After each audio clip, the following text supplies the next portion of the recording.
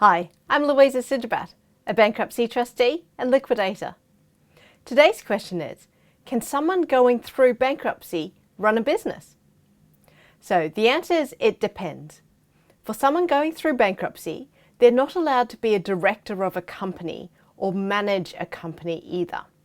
Having said that, they are allowed to work for a company, even if it's, say, a family member's company, but they're not allowed to manage the company. But they can manage, for example, say operations or a certain area within the company, but they must report to somebody else. So it can't just be their company with someone else's name on it. Can a bankrupt run a sole trader business or be a partner in a partnership? The answer is yes. They can run a business in their own name and they can be a partner in a partnership.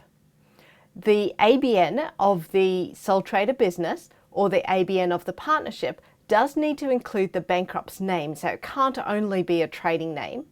And if the bankrupt is obtaining credit of about $5,900 or more as part of the business or otherwise, they do need to voluntarily disclose that they are currently going through bankruptcy. So, bankruptcy doesn't stop someone earning an income.